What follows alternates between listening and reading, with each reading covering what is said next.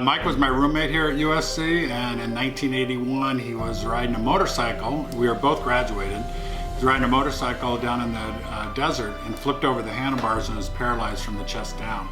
Mike was an All-American swimmer here at USC, and so when the accident happened there was a lot of frustration. Everybody wanted to help. And I got the idea to do a swim-a-thon to raise money to get Mike a van, so when he got out of the hospital he'd be able to have the hand controls and everything to be able to drive himself. Because I knew the insurance was not going to pay for the van. So it came up to win Swim for Mike. It was called Swim for Mike, and it was 2 months after his accident. And Mike came out to the pool to see it, and he surprised everybody out of the hospital, and he still had halo in here and no movement from the chest down, holding his neck straight.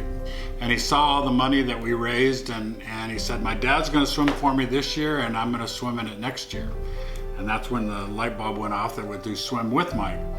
We raised $58,000 that first year, and Mike and I thought, well, that's too much for the Nyholt family, and we can get a van for like $27,000. Let's put the rest into a scholarship. And that's how Swim with Mike became an annual event, and we created a scholarship here at USC for physically challenged athletes. So if an athlete, doesn't matter how good of an athlete, gets hurt, where they paralyzed or lose a leg to cancer or something like that, then we still provide them a scholarship to come to the university of their choice. And now it's been going 37 years.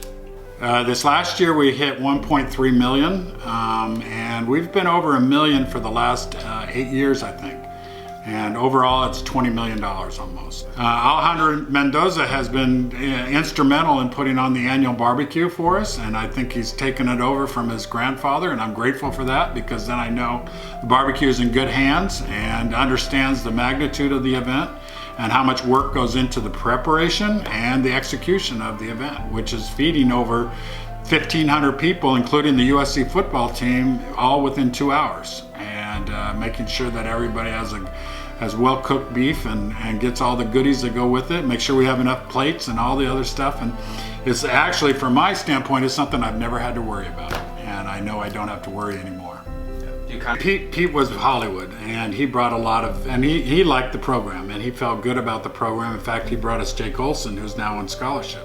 Jake Olson was a young 12-year-old who lost his eyesight during the Pete Carroll era, and Pete made him part of the team back then, and now here he is coming to USC on a full Swim with Mike scholarship and playing on the football team as a long snapper, blind. But in addition to that, I came up with a friend as Will Farrell, and I asked Will if he would challenge Pete in a race. And they did that at a Swim with Mike right after football practice, and they got a lot of publicity. In fact, you can find it still on today. And I remember Pete told Will in the side room before we went out there, Pete said, I have to win, so you can't even think about winning. So Pete wanted to be sure that he won. Actually, Mike swam with President Ford out in the desert. Really? And Mike has a shirt on that says, I swam with Jerry, and President Ford has one, I swam with Mike. Ronald Reagan made a gift to Swim with Mike, and we got to go to his offices, and he hand wrote a personal check to Swim with Mike. And so yeah, we've been fortunate, but it's always about the recipients. It's not about the celebrities that get involved. It's the young people that we're able to help, and the difference it makes in their lives when they get that scholarship, because this is something that they earned and that they're going to use, that they have to go to class, and it's something their parents didn't do for them, because when an accident happens, education's not real high on the list.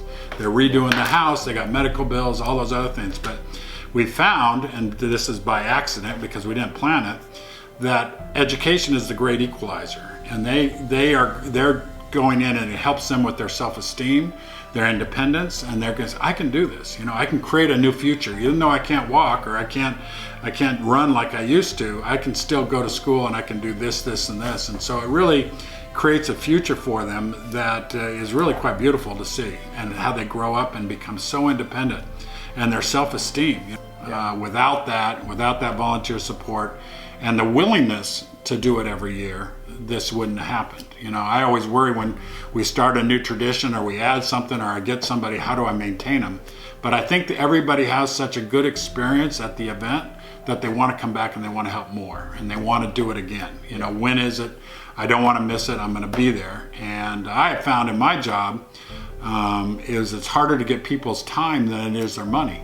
You know, I'll write you a check, true. but I can't come. Yeah. You know, but to get their time to show up and haul boxes around or hand out ice cream or do all that, that's valuable.